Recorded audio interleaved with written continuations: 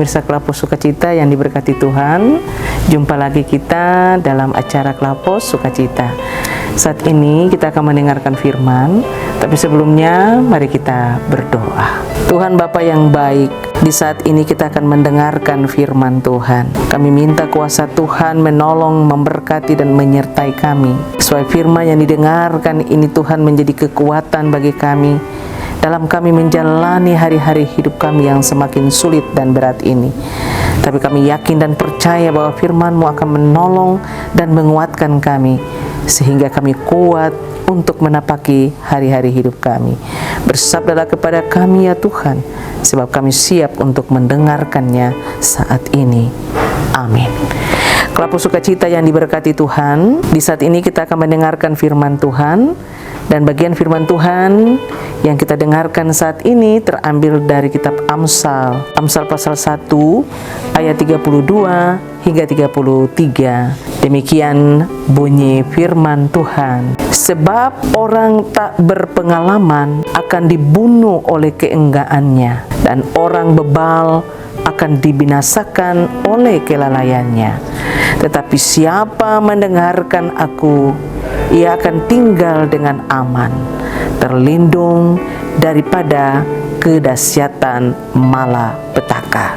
Pemirsa Kelapos Sukacita yang diberkati Tuhan, dari bagian ini tema kecil yang saya pilih dan saya angkat bagi kita semua dengan judul Tuhan Sumber Hikmat yang Benar. Sekali lagi, Tuhan Sumber Hikmat yang Benar. Pemirsa Kelapos Sukacita yang diberkati Tuhan, bagaimana seseorang itu hidupnya ada dengan hikmat? Bagaimana dia memiliki hikmat itu? Ingatlah saudara bahwa kita manusia punya juga hikmat, tapi kita dapat membedakan mana hikmat yang berasal dari kita manusia dan mana hikmat yang berasal dari Tuhan. Orang yang memiliki hikmat dari Tuhan karena hidupnya ada di dalam kebenaran firman Tuhan. Hidup yang dituntun dengan kebenaran firman, pasti dia memiliki hikmat. Dia mampu melakukan sesuatu, mengambil keputusan yang benar, memperkatakan yang benar, memperkatakan yang baik, berlaku yang baik, berlaku yang sopan. Karena hidupnya ada di dalam firman Tuhan. Sebaliknya, orang yang tidak memiliki hikmat, pasti kehidupannya tidak di dalam firman. Bisa saja keputusan-keputusan yang dia ambil itu adalah suatu keputusan yang salah. Pemikirannya adalah pemikiran yang tidak benar. Semua yang dilakukan itu menjadi sia-sia dan tidak benar, karena hidupnya tidak tinggal dan tidak memiliki hikmat. Mari kita memiliki hikmat Tuhan, karena hikmat Tuhan itu adalah hikmat yang benar. Alkitab katakan permulaan hikmat adalah takut akan Tuhan. Kalau Alkitab katakan permulaan hikmat itu adalah takut akan Tuhan, ini berarti bahwa mengingatkan dan mengajarkan kita untuk mari kita hidup di dalam takut akan Tuhan. Bagaimana orang hidup takut akan Tuhan?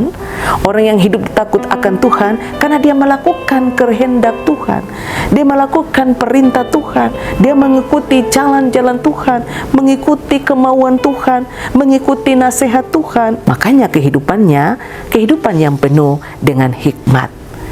Nah, Bapak Ibu yang diberkati oleh Tuhan, pemirsa Kelapos Sukacita, dari dua bagian ayat firman ini sangat jelas bagi kita bagaimana orang yang memiliki hikmat dan orang yang tidak memiliki hikmat. Sekali lagi saya bacakan, sebab orang yang tak berpengalaman akan dibunuh oleh keenggaannya, dan orang bebal akan dibinasakan oleh kelalaiannya. Apa maksudnya bagian ini? Ya, keenggangannya artinya dia tidak mau hidupnya dikerjakan oleh firman Tuhan. Dia tidak mau dinasehati oleh firman Tuhan. Dia mendengarkan firman, tapi asal mendengarkan saja. Hidupnya tidak sesuai dengan firman Tuhan. Sebab dia tidak mau memberi dirinya untuk diubah dengan firman Tuhan. Dia tidak mau mendengarkan sama sekali. Oleh karena itu, firman Tuhan di saat ini mengingatkan kepada kita untuk bagaimana kita hidup di dalam kebenaran Tuhan, supaya kita memiliki hikmat dari Tuhan. Ayat 33 bilang apa? Tetapi siapa mendengarkan aku, ia akan tinggal dengan aman, terlindung daripada kedahsyatan malapetaka. Jelas sekali firman Tuhan ini, bahwa orang yang memiliki hikmat Tuhan adalah orang yang melakukan kehendak dan kemauan Tuhan, orang yang tinggal di dalam Tuhan. Kalau orang yang hidup di dalam firman dan hidupnya di dalam Tuhan, pasti dia aman saja. Artinya Alkitab katakan apa? Dia terlindung dari kedahsyatan malapetaka. Karena apa? Kehidupannya hanya untuk Tuhan. Dia menghidupi firman. Ya, pasti manusia kita punya masalah, tetapi apa yang dia alami, Tuhan selalu ada bersama-sama dengannya. Intinya adalah orang yang tinggal dan menghidupi firman Tuhan, dia tidak pernah ditinggalkan oleh Tuhan. Tuhan selalu ada bersamanya, karena hati dan pikirannya hanya untuk Tuhan saja, maka dia tidak pernah ditinggalkan Tuhan. Dengan demikian, masalah apapun yang dia alami, karena dia percaya, pasti Tuhan akan menolong, menyertai, dan menyelamatkannya. Begitupun dengan kehidupan kita. Firman Tuhan 22 ayat ini mengingatkan dan mengajarkan kita untuk mari kita hidup benar-benar di dalam firman Tuhan.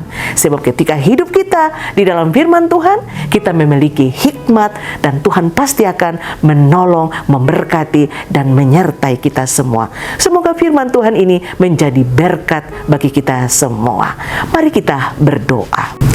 Terima kasih Tuhan atas kebenaran firman Tuhan yang kami sudah dengarkan di saat ini. Biarlah firman ini menjadikan kami kuat, iman kami kuat.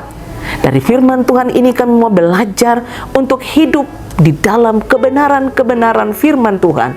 Sebab dengan jelas bahwa orang yang tinggal dekat dengan Tuhan, hidupnya hanya untuk Tuhan saja, maka Tuhan akan memberkati, menyertai, melindunginya. Oleh sebab itu ya Tuhan, firman Tuhan ini kami sangat percaya bahwa semua kami yang mendengarkan firman ini, hidup mereka akan dikuatkan. Dikuatkan untuk menjalani dan menghadapi hari-hari hidup ini, kini dan selama-lamanya. Tuhan memberkati semua pemirsa Klapos Sukacita di mana saja mereka berada.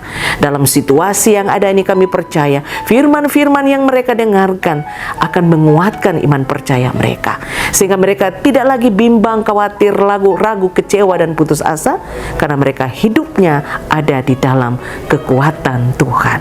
Terima kasih ya Tuhan Yesus. Inilah doa kami dalam nama Tuhan Yesus. Kami berdoa kepadamu ya Bapa. Amin.